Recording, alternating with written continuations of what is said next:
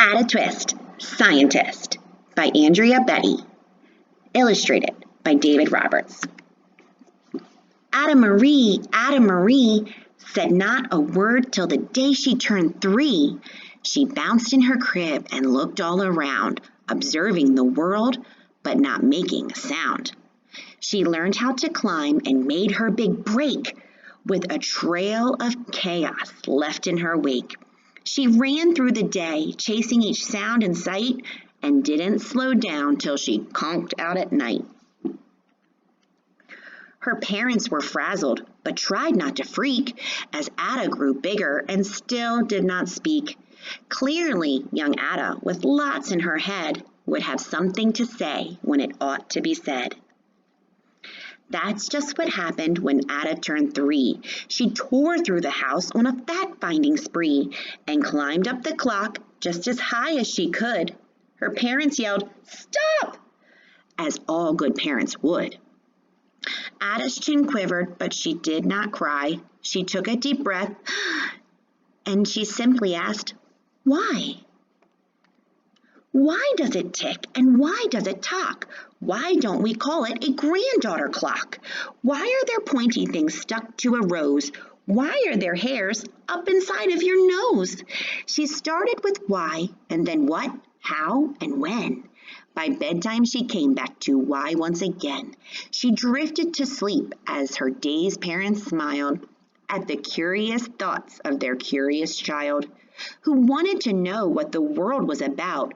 They kissed her and whispered, "You'll figure it out." Her parents kept up with their high-flying kid, whose questions and chaos only grew as she did. Even Miss Greer found her hands were quite full when young Ada's chaos wreaked havoc at school. But this much was clear about Miss Ada Twist. She had all the great traits of a great scientist. Ada was busy that first day of spring, testing the sounds that make mockingbirds sing, when a horrible stench whacked her right in the nose, a pungent aroma that curled up her toes. "Zowie," said Ada, which got her to thinking, what was the source of that terrible stinking? How does a nose know there's something to smell? And does it still stink if there's no nose to tell? She rattled off questions and tapped on her chin. She'd start at the start, where she ought to begin. A mystery, a riddle, a puzzle, a quest. This was the moment that Ada loved best. Ada did research to learn all she could of smelling and smells, both stinky and good. One hypothesis Ada thought could be true. The terrible stink came from Dad's cabbage stew. She tested and tested, but soon Ada knew it was time to come up with hypothesis 2. Then zowie! The stink struck again. Just like that, hypothesis 2, it's caused by the cat. That cat couldn't make such a stink on its own. It needed perfume and some fancy cologne. So young Ada tested. The test was a flop. She started again, but her parents yelled, "Stop!" Ada Marie, to the thinking chair now, by the time we say 3. "Enough," said her mother. "That's it," said her dad. Her parents were frustrated, frazzled, and mad. "Why?" Ada questioned. Her mother said, "No." "What?" Ada queried. Her father said, "Go. You've ruined our supper. You've made the cat stink. Enough with your questions. Now sit there and think." She looked at her parents and her heart turned to goo. Poor Ada Twist didn't know what to do. She sat all alone by herself in the hall, and Ada once more could say nothing at all. And so Ada sat, and she sat, and she sat, and she thought about science and stew and the cat, and how her experiments made such a big mess. Does it have to be so? Is that part of success? Are messes a problem? And while she was thinking, what was the source of that terrible stinking? Ada Marie did what scientists do. She asked a small question, and then she asked 2.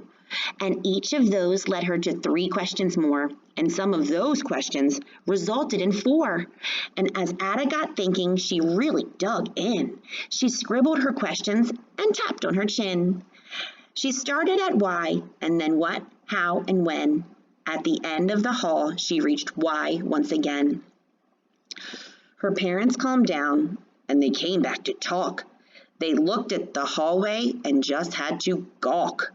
No patch of bare paint could be seen on the wall. The thinking chair now was the great thinking hall. They watched their young daughter and sigh as they did. What would they do with this curious kid who wanted to know what the world was about? They smiled and whispered, "We'll figure it out." And that's what they did, because that's what you do when your kid has a passion and a heart that is true. They remade the world. Now they're all in the act of helping young Ada sort fiction from fact. She asked lots of questions. How could she resist? It's all in the heart of a young scientist. And for that smell, what could Ada Twist do? But learn all she can with her friends in grade 2. Will they discover the stink that curls toes? Well, that is the question. And someday, who knows?